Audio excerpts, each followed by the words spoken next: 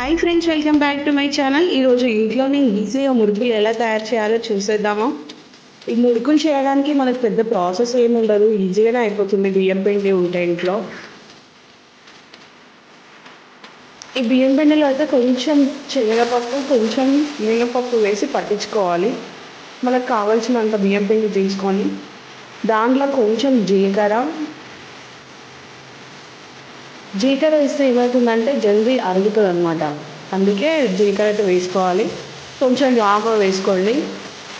వామ ఎందుకు వేస్తామంటే మనకి ఇలా ఆయిల్ ఫుడ్ కదా, ఏం తగ్గి రాకుండా జల్దీ అరగడానికి అన్ని దాంట్లో యూజ్ అవుతుంది. తగినంత అయితే ఉప్పు వేసుకోండి.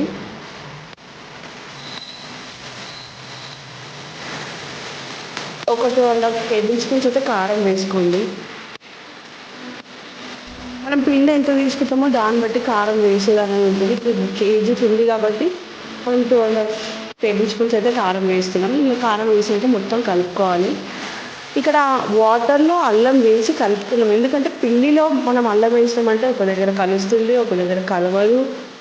అంతే ఇట్లా అల్లం అల్లం ఉంటుంది. ఇట్లా మనం వాటర్లో వేసినామనుకో మొత్తం మిక్స్ అయిపోతుంది. కాబట్టి మనం ఈజీగా కలుపుకోవచ్చు. అంత పిండికి అంతా అల్లం పడుతుంది కాబట్టి ఇట్లా అల్లం వాటర్ వేసుకొని మనం పిండి కొంచెం కొంచెం కలుపుకోవాలి.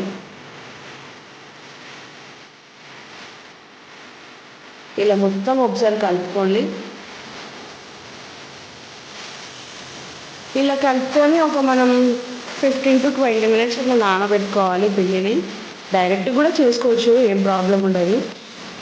స్టవ్ ఆన్ చేసి బాండి పెట్టుకొని ఆయిల్ హీట్ అయిన తర్వాత కొంచెం పిండి అనేది ఇట్లా స్టార్ లాగా చేసి మేము వేసుకుంటాం, ఎందుకంటే ఏమైనా దిష్టి ఉన్నా పోతుంది. కానీ మీకు నచ్చితే వేసుకోండి, లేకపోతే లేదు. ఇట్లా మనం మురుకులు వేసిన తర్వాత పైన ఆయిల్ మొత్తం ఇట్లా బబుల్స్ లాగా వస్తుంది. మురుకులు కాలంగానే మనకు ఆ బబుల్స్ లాగా పోతుంది. క్రిస్పీగా కాల్చుకోవాలి మురుకులు. మనం ఆయిల్లో వేగన తీసినామనుకో మెత్తగా ఉంటాయి. కొద్దిసేపు అయిన తర్వాత తీస్తే అప్పుడు గట్టిగా ఉంటాయి, క్రిస్పీగా ఉంటాయి, బాగుంటాయి టేస్ట్. ఇలా ఎంత పిండి ఉన్నా మనం ఇట్లా డైరెక్ట్ వేసుకొని ఒక 2-3 minutes అట్లా కాల్చుకుంటే సరిపోతుంది. హై ఫ్లేమ్లోనే పెట్టుకోవాలి, లో ఫ్లేమ్లో పెట్టుకోవాల్సిన అవసరం లేదు. ఇట్లా ఈజీగా చేసుకోవచ్చు. And thank you for watching.